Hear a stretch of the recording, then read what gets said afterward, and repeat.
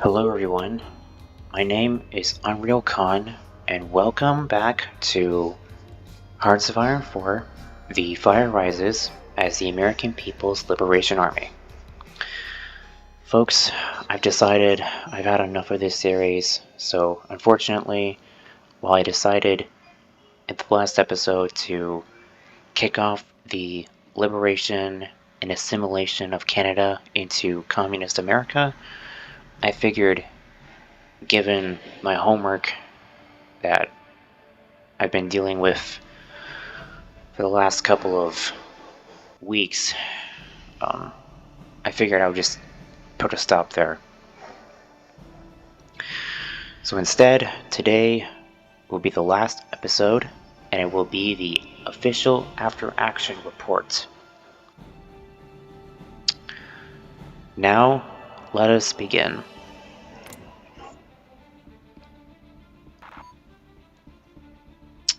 Here is the worldview.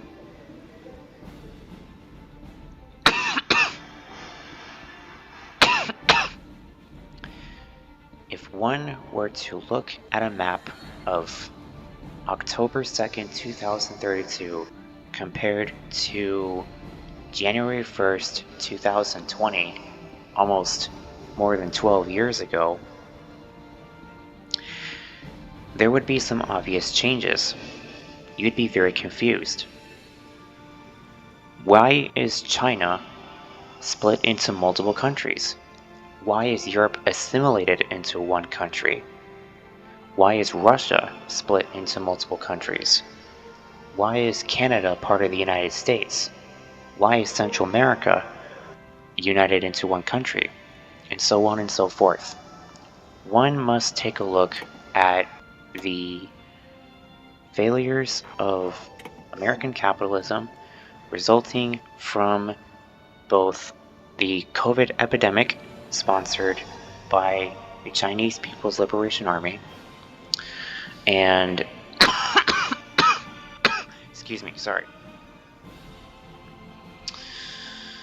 as well as the decadent response, the lack of common sense to the response of the summer riots. You know the ones I am referring to. As a result of this and many other things, this resulted in the collapse of American authority, the brawl between two imperialist, decadent puppets of both the Republican and the Democrat Party of America. While these two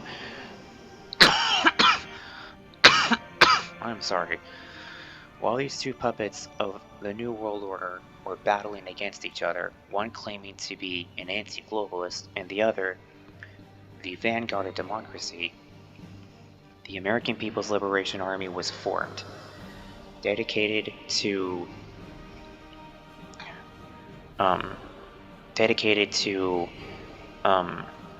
years and years of revolutionary fervor by local socialists, as well as the continuous failures and attacks on their socialist beliefs and the failures of American capitalism. They have risen up in California, fall of 2021. Through a series of surprising maneuvers, they liberated all of California before moving into Oregon, Washington, parts of the western United States, and into the American Southwest.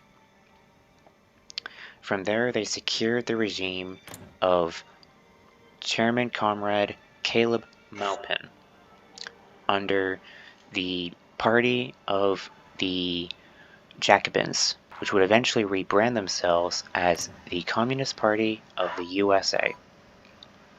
Eventually, when their military prowess was right, when their strength was at full capacity, under the guidance of China, they have struck both capitalist warlords of America from the from the Republican and the Democrat factions, and then eventually fighting the nationalists of the National Front. The resurrection of the evil regime of of Nazi Germany, fascist Italy, and imperialist Japan in the in the National Front. They managed to destroy them all within the span of 5 years. 5 years of bloody, brutal civil war.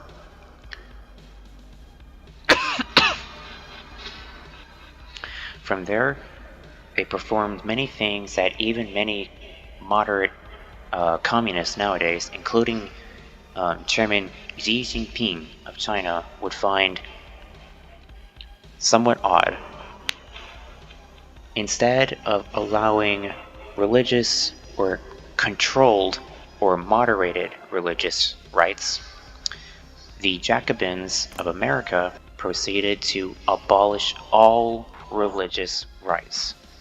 They have made worshiping the deity of your choice and outlawed. Anyone caught practicing the worship of Christianity, Judaism, Buddhism, Islam, and any other religion, including the mention of, including tarot cards, astrology,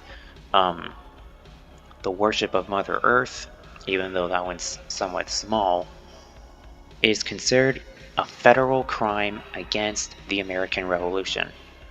And anyone caught with these beliefs out in public would be sent to re-education centers as well as working camps in remote parts of the new American nation.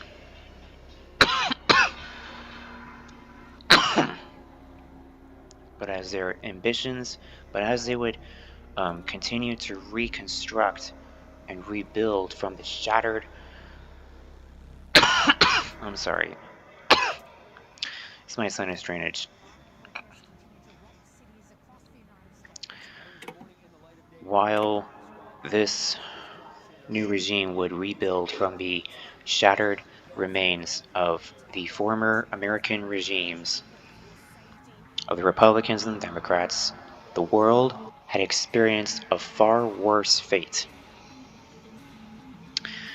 NATO, once led by America, was forced to defend themselves under the United Kingdom.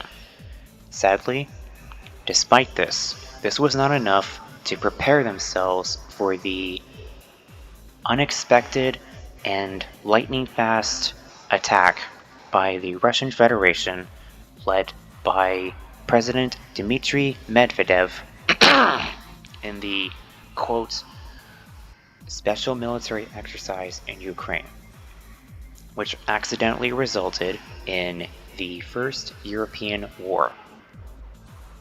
As I said, the European capitalist order left behind by the Americans following the Second American Civil War were not prepared for this.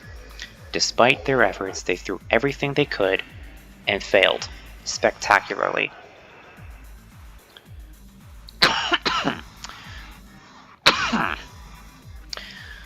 The Russian bear managed to catch all of Eastern Europe and half of Poland, which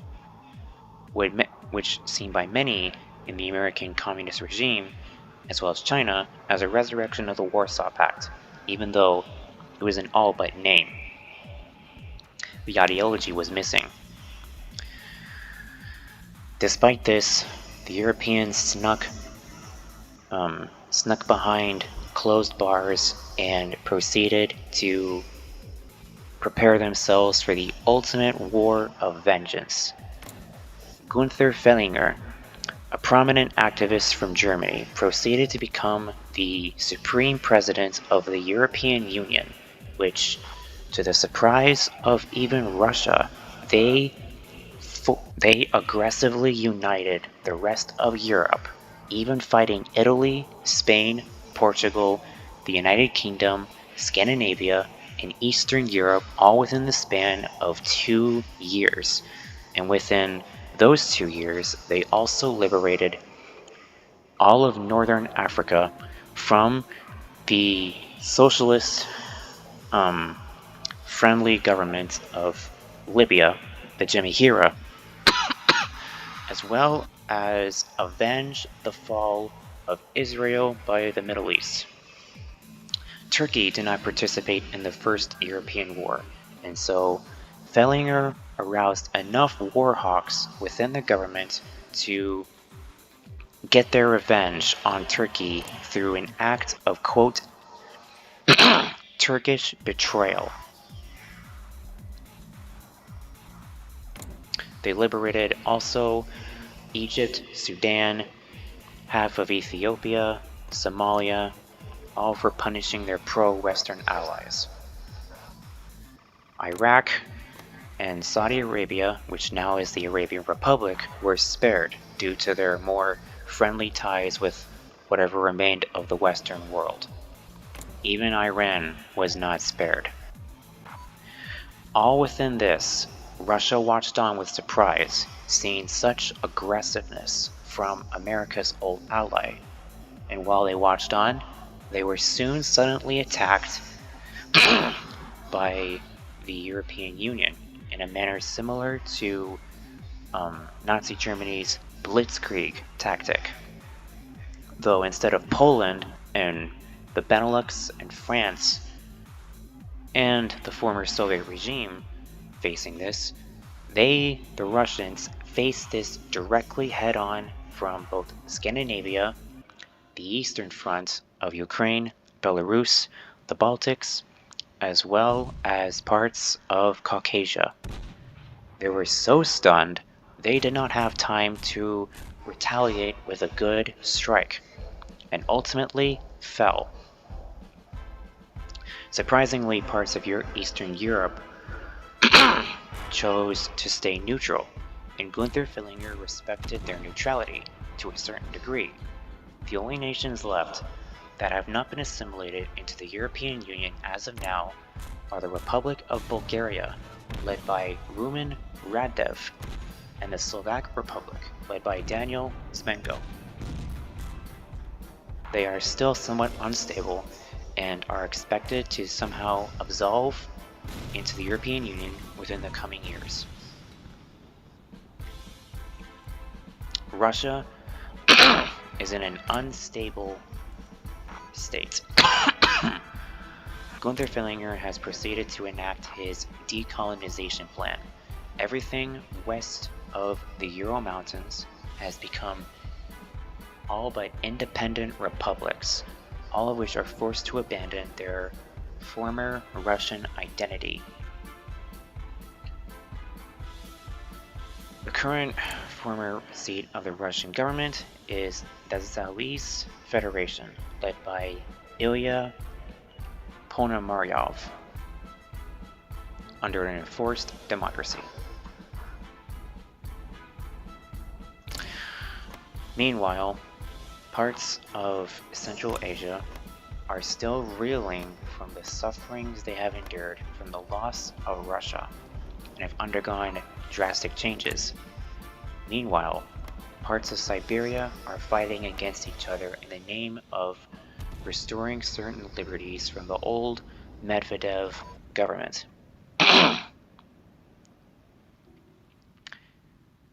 Now we focus on Asia.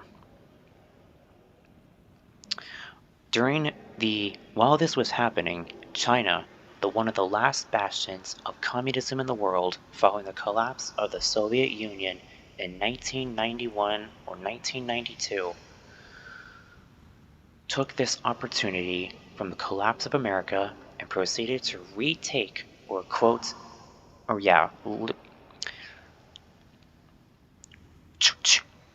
comrade, you will say the correct word, otherwise your social credit score will be removed. Yes, sir, I'm truly sorry.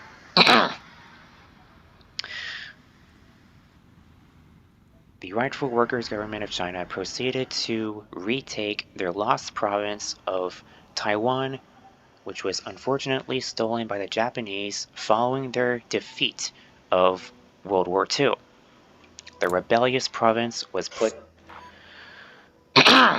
back into China. Or so they thought. Despite this, the socialists of China, or the communists led by Xi Jinping, were surprised. Despite their massive manpower advantage and some military advantages, the last bastion of the Republic of China dug in well enough, along with Japanese and Australian assistance, to survive. This loss devastated the Chinese so much that the premier himself was removed from power by the military, who wanted to show no weakness whatsoever.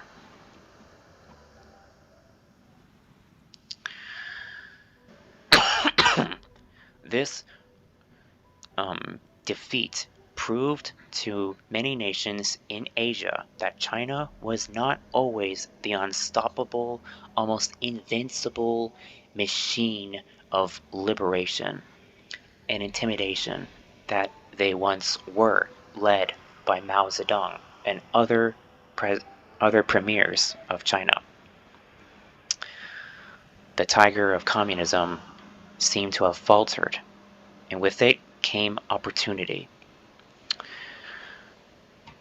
Within the coming years, while China proceeded to restructure itself under a restoration of Maoist beliefs, many Asian nations, including India, Indonesia, Australia, New Zealand, the Philippines, and pretty soon the majority of all other Asian nations, joined the former Empire of Japan, now a democratic bastion, to unite against the communist government. Were you going to say menace, comrade? No, sir, I wasn't. Good. Continue.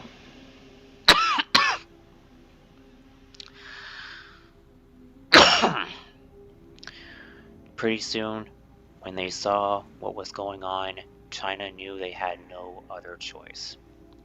They knew if they continued to falter, if they continued to stay silent far longer, pretty soon all of Asia will come under their head.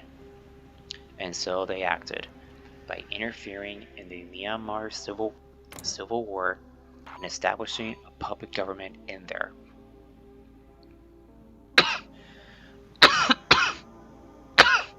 Excuse me. Sadly, this would prove China's only ally in Asia, as well as a devastated Pakistan. Despite this, they were surrounded on all sides by Japan, India, Vietnam, even a communist government turning against them.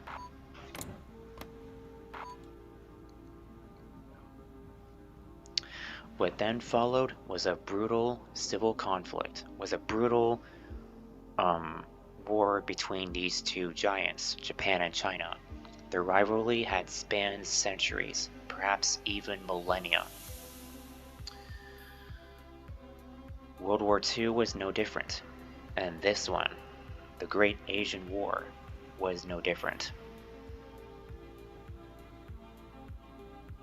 China saw it as their last chance to finally rid themselves of all threats to their revolutionary beliefs by any means necessary, while Japan saw this as a means to stop the communist government once more and ensure Americanized liberalism and democracy once instituted by the shogun known as General Douglas MacArthur following their defeat in World War II to China. While many onlookers, especially from the Jacobin American regime, thought that China would prevail, much like Russia, they were stunned to see that their ally, their bastion of communism, fall. within years and years of brutal conflict. August 31st, 2022 marked the defeat of the People's Republic of China to the Pacific Defense Treaty Organization and the collapse of the Beijing government. What results now is a new civil war, perhaps even bigger than the last civil war, perhaps even bigger than the warlord era. But I am nothing but a simple revolutionary living in Jacobite America, who has no knowledge of how the warlord era happened in China. So perhaps I am wrong. Perhaps that era was as bad as this, or perhaps even worse. Who knows? What is known is one thing. America under Caleb Mupin is now the new last bastion of communism, having liberated and assimilated Canada as part of their old manifest destiny into their new nation. Currently, they are still trying to re-establish order in Alaska and Hawaii, left behind by the old naval dictatorship of the old capitalist regime. Mexico soon collapsed into civil war led by the cartels and the Zapatista army. While initially the Zapatistas were proved a good ally, relations soon quickly faltered as their views of what Mexico should be run under differentiated completely. The Communist Government of America, not even a few years after their reconstruction finished, proceeded to liberate Mexico under a friendly government led by El Presidente or El Chairman Manuel Caserta under a neo-Stalinist dictatorship. Okay, roleplay aside, I'm aware this definitely looks like the the current boogeyman of American politics, but this looks like a younger version of him, but that is cursed. Okay, back to the roleplay. Similar circumstances occurred with the United Provinces of Central America. The previous regime had differing opinions on how Central America should be run, and so they were quickly re-educated and placed under a similar neo-Stalinist regime. Colombia had experienced the Civil War as well, and had survived under the socialists that resided in the Amazon jungle of Colombia. Despite this, they are more reformist, following orthodox Marxism-Leninism rather than American Jacobism. Venezuela has remained the same, as well as Cuba, because to them, nothing ever happens. To summarize what is going on as of now, America is surrounded on all sides by bastions of democracy. Japan, once thought to be a weak, insignificant country in the eyes of the superpowers of the world, now stands as the true bastion of democracy in the Pacific Ocean and Asia. Russia, once thought to be invincible and undominable, has fallen, replaced by Gunther Fellinger's European Union, who rules Europe under democracy as well as parts of Africa and the Middle East.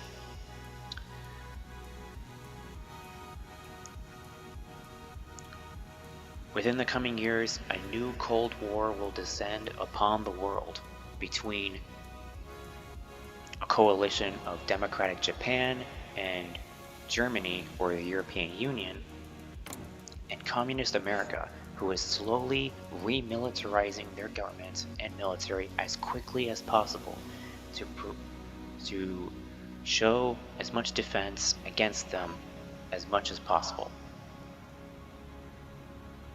But with the scars of the Second American Civil War still showing in many places, it will be hard to see how America will stand as a new bastion of communism rather than how they emerged under the capitalist government following the First American Revolution.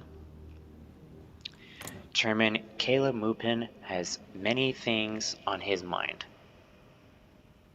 and those will have to pass for the time being.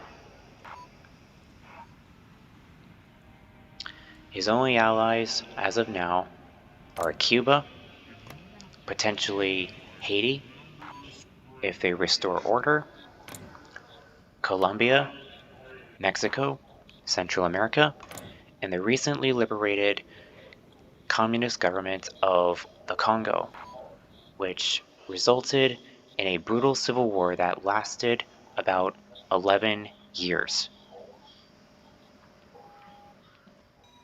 But even then, will they win? Will they not win? That is a difficult question. It will have to be answered in due time.